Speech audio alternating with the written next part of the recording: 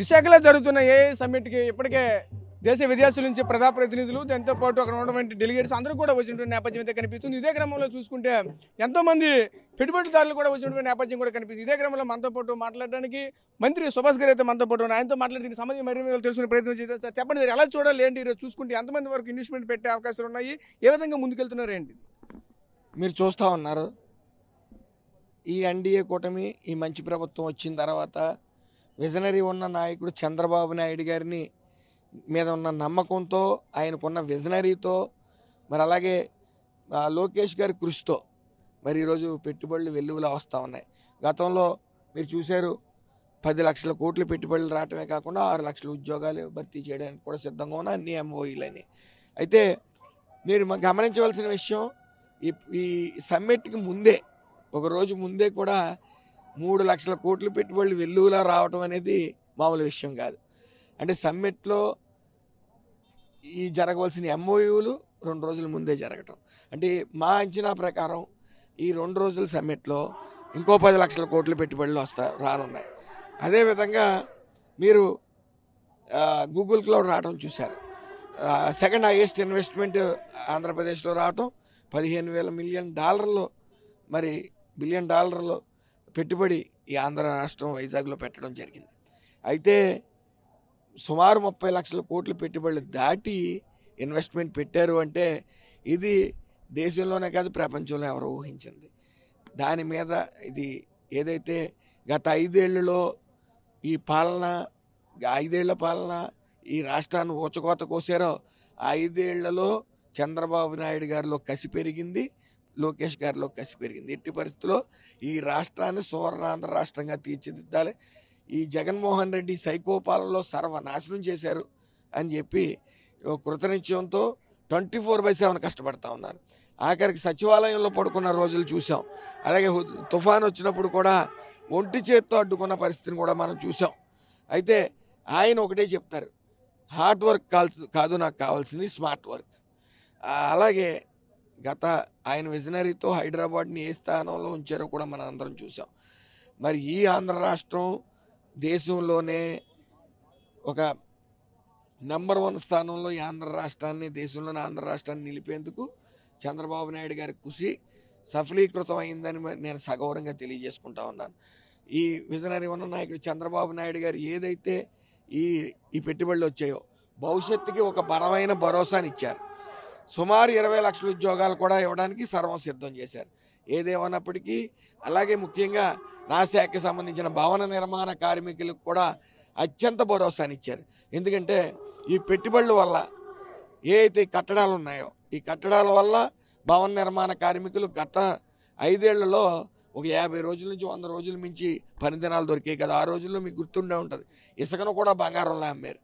మరి ఆ ఇసుకని ఈరోజు ఉచితం చేయటమే కాకుండా మరి ఈ కేంద్ర ప్రభుత్వం జిఎస్టీలో కూడా 28% ఉన్న సిమెంట్ జిఎస్టీని, సిమెంట్ మీద ఉన్న జిఎస్టీని 18% తీసుకుని వచ్చారు. ఇటుకలు, కిటికీలు ఇలాంటి ఇతర వాటి మీద కూడా 12% నుంచి 5% తీసుకుని వచ్చారు. సో అక్కడ 1000 చదరపు గజాలు ఇల్లు కట్టుకునే వాళ్ళకి కూడా వెసులుబాటు 1,50,000 వరకు వస్తూ ఉంది. ఇక్కడ ఇసుక ఫ్రీగా పెట్టడం, భవన నిర్మాణ కార్మికులు పని దినాలు సుమారు సంవత్సరంలో 365 రోజుల్లో ఖచ్చితంగా 300 రోజులు పని దినాలు దొరికే పరిస్థితి ఏర్పడ్డది. ఇటు భవన నిర్మాణ కార్మికులు, ఇటు కార్మికులు, ఇటు చదువుకున్న నిరుద్యోగులు అందరూ కూడా, ఈ సాఫ్ట్వేర్ ఇంజనీర్స్ కానీ, ఐటీ వాడు కానీ అందరికీ కూడా ఈ స్వర్గధామగా ఈ ఆంధ్ర రాష్ట్రం నిలవనుంది. ఇతర రాష్ట్రాల నుంచి కూడా మన పక్కకి ఉద్యోగాలకు కూడా రావడానికి చూసే పరిస్థితి మనం చూసాం. గతంలో నేను పోటీ చేసేటప్పుడు రామచంద్రపురంలో 2024 ఎలక్షన్లో పోటీ చేసినప్పుడు సుమారు 100 పైగా 150 బస్సులు కూడా వేయటం జరిగింది అక్కడి నుంచి ఈ మన ఓటర్స్ని తీసుకురావడానికి.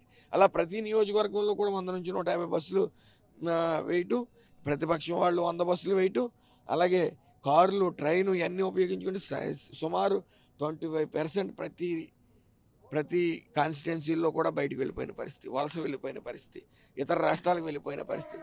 అందరూ కూడా నో డౌట్ విత్ ఇన్ 3-4 ఇయర్స్లో మళ్ళీ యథావిధిగా మన రాష్ట్రానికి వచ్చి హ్యాపీగా ఉద్యోగాలు చేసుకుంటారు. అలాగే ఎంఎస్ఎంఈ ప్రతి ఇంటికి పారిశ్రామికవేత్త రావాలనే చంద్రబాబు నాయుడు గారి ఆకాంక్ష తీరబోతూ ఉంది. అలాగే బీసీ లోన్స్ కానీ, బీసీ కార్పొరేషన్ లోన్స్ కానీ, ఎస్సీ కార్పొరేషన్ లోన్స్ కానీ, ఓసీ కార్పొరేషన్ లోన్స్ కానీ అన్నీ కూడా మళ్ళీ విడుదల చేయడం జరుగుతుంది. దాని ముఖ్య ఉద్దేశం ఒకటే, మీరు ఉద్యోగం చేయడం కాదు, 10 మందికి ఉద్యోగాన్ని ఇవ్వాలనే ముఖ్య ఉద్దేశంతో ఈ లోన్స్ అన్నీ కూడా ఇవ్వడం జరుగుతుంది. ఏదేమన్నప్పటికీ ఈ ఆంధ్ర రాష్ట్రాన్ని ఆంధ్ర రాష్ట్రంగా తీర్చిదిద్దేందుకు ఈ చంద్రబాబు నాయుడు గారు, పవన్ కళ్యాణ్ గారు, లోకేష్ గారు నిరంతరం కృషి చేస్తూ ఉన్నారు. మేము చేసే ఈ అభివృద్ధిని చూసి జగన్మోహన్ రెడ్డికి మానసిక శోభ మిగులుతుంది. అలాగే ఆయన మానసిక స్థితి కూడా అయోమయం పరిస్థితిలో పడుతుంది. మేము ఒకటే, మేము అభివృద్ధి సంక్షేమం చూపించే వాళ్ళకి పిచ్చెక్కిస్తూ ఉన్నాం. వాళ్ళకి మతంతో పిచ్చెక్కిపోయి అవసరం లేని అభియోగాలు చేస్తూ, అలాగే కొంతమంది సాఫ్ట్వేర్ ఇంజనీర్స్తో పెట్టుబడిదారులకి ఇక్కడ ఇన్వెస్ట్మెంట్ పెట్టొద్దు, ఇక్కడ ఫ్యాక్షనిజాన్ని మేము జగన్మోహన్ రెడ్డి వస్తే మళ్ళీ పెంచుతాడు, అలాగే గంజాయిని నీర్లై పారేస్తాడని చెప్పి మెయిల్స్ కూడా పెడతాం జరుగుతుంది. అవి ఎవరో పట్టించుకోవట్లా. విజనరీ ఉన్న నాయకుడు చంద్రబాబు నాయుడు గారు, అలాగే ముఖ్యంగా మన మోడీ గారు ఆశీస్సులు కూడా మెండుగా మన రాష్ట్రానికి ఉన్నాయని తెలియజేసుకుంటూ, ఎందుకంటే మోడీ గారు బలంగా నమ్మారు. మోడీ గారు చూశారు జగన్ పరిపాలన చూసి ఇలాంటి మూర్ఖుడు ఇక్కడ ఉంటే అందరికీ కూడా ఆంధ్ర రాష్ట్రం ఈ చివరి స్థానం అధోగతిపడి చివరి స్థానం పోతుందని చెప్పి ఈ ఆంధ్ర రాష్ట్రం బాగుండాలని శ్రేయస్కరం ఆయన ఆలోచించి ఈ ఎన్డీఏ కూటమిలో మరి బీజేపీ, జనసేన, టీడీపీ కలయికలో ఆయన ఆశీస్సులతో ఈ ఆంధ్ర రాష్ట్రం స్వర్ణాంధ్ర రాష్ట్రంగా తీర్చిదిద్దుకుంటారు. అంటే మీకు మీ శాఖకు సంబంధించి ఎటువంటి ఇన్వెస్ట్మెంట్స్ ఇక్కడ పెట్టుబడి జరుగుతూ ఉన్నాయి? ప్రస్తుతం చూసుకుంటే ఎక్కువగా రాష్ట్రంలో అభివృద్ధి చెందాలంటే ఎక్కువగా డెవలప్మెంట్ కావాలి, ఎందుకు భవన నిర్మాణాలు ఎక్కువ కావాలి. మీ శాఖకు సంబంధించింది ఎటువంటివి వస్తున్నాయి?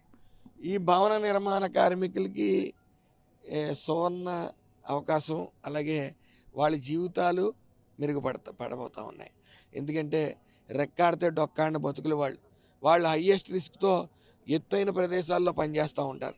అయితే వాళ్ళకి పని దినాలు లేక కరోనా ఒక ఎత్తు అయితే వాళ్ళ పథకాలు తీసేయటం, అన్నీ 1214 మెమో ఇచ్చి, అలాగే అనేక రకాల హింస, ఇసుకని బంగారంలో అమ్మటం, పూర్తిగా ఇసుకని వాళ్ళు కనుసైగుల్లో నడపటం, భవన నిర్మాణ కార్మికులు పూర్తిగా ఇబ్బంది పడే పరిస్థితికి తీసుకుని వచ్చారు. అయితే ఈ పెట్టుబడుల వల్ల 30 లక్షల కోట్ల పెట్టుబడుల వల్ల ఈ బిల్డింగ్స్, అలాగే ఇన్వెస్ట్మెంట్ రూపేణ భవన నిర్మాణ కార్మికులు కీ రోల్ వహిస్తారు. వాళ్ళ పని దినాలు పెరుగుతాయి. కాబట్టి వాళ్ళ కుటుంబాలన్నీ కూడా సుభిక్షంగా రాష్ట్రం దాటి వెళ్ళే పరిస్థితి లేకుండా ఇదే రాష్ట్రంలో ఇంకా భవన నిర్మాణ కార్మికులు ఇక్కడ తెచ్చుకోవాల్సిన పరిస్థితి ఏర్పడేలాగా ఈ పెట్టుబడులన్నీ ఉన్నాయి. అలాగే కార్మికులు సంక్షేమం పట్ల, కార్మికుల ఆరోగ్యం పట్ల పూర్తి చిత్తశుద్ధిగా ఉన్నాం. ఎప్పుడైతే కార్మికులు సంఖ్య పెరిగిందో ఈఎస్ఐ పెట్టుబడులు కూడా వెలువలా వస్తాయి. ఆ ఈఎస్ఐ సెంట్రల్ గవర్నమెంట్ నుంచి మనకు రావాల్సిన వాటా ఎక్కువ వస్తుంది. ఇప్పుడు ప్రస్తుతం 400 నుంచి 600 కోట్లు వస్తుంది. భవిష్యత్తులో 1200 నుంచి 2000 కోట్ల వరకు సంవత్సరానికి వచ్చే పరిస్థితి ఉంది. కాబట్టి ఈ కార్మికులు పెరగటం వల్ల మన రాష్ట్రం కార్మికులు ఎవరైతే ఉన్నారో అందరూ వలస వెళ్ళారో నిరుద్యోగులు అందరినీ కూడా తీసుకుని వచ్చే ప్రక్రియ మొదలైంది. ఈ పెట్టుబడుల జాతర అనేది ఇక్కడ జరుగుతూ ఉంది. Thank you. సో చూసాం కదా, ముఖ్యంగా చూసుకుంటూ ఒకటే చెప్పుకున్న నేపథ్యం అయితే కనిపిస్తూ ఉన్నది. ఏదైతే ఈ పెట్టుబడులకైతే ఈరోజు రాష్ట్రంలో వెలువెత్తున్న పరిస్థితి కనిపిస్తున్నాయి. రానున్న రోజుల్లో నిరుద్యోగం పూర్తిగా పారదోలే దిశగా అయితే మాత్రం ముందుకెళ్తున్న పరిస్థితి కనిపిస్తుంది. యంగ్ అండ్ డైనమిక్ ఈరోజు నారా లోకేష్ గారి ఆధ్వర్యంలో ఎంతటి మహత్వ కార్యక్రమం కూడా జరుగుతున్నది. వచ్చినటువంటి ప్రతి ఒక్కరిని కూడా సగర్వంగా ఆహ్వానిస్తున్నామంటూ కూడా మరొక చెప్పుకోవాల్సిన నేపథ్యం అయితే కనిపిస్తుంది. ఇప్పటికే చూసుకుంటే నిన్నే ఎంఓయూలు అయితే ముందు రోజే 3 లక్షల కోట్లకు పైగా అయితే ఇప్పటికే ఎంఓయూలు కుదుర్చుకునే నేపథ్యం అయితే కనిపించింది. ఈరోజు రేపు చూసుకుంటే మరొక 10 లక్షల కోట్లకు పైగా అయితే మళ్ళీ ఎంఓయూలు కుదిరే అవకాశాలు కూడా ఉన్నాయంటూ కూడా మనతో పాటు చెప్పుకోవాల్సిన నేపథ్యం అయితే కనిపిస్తుంది. ఇక్కడ నుంచి రాష్ట్రం అయితే స్వర్ణాంధ్రప్రదేశ్కి అయితే మారబోతుందంటూ కూడా మరొక చెప్పుకోవాల్సిన నేపథ్యం అయితే కనిపిస్తూ ఉంది. కెమెరా పర్సన్ ఆడితో రాజు, సార్ టీవీ, విశాఖ నుంచి. Local to global news at your finger tips. మీ చేతిలో ఒక ఆయుధం. Download Raa TV app. Media legend Ravi Prakash is back.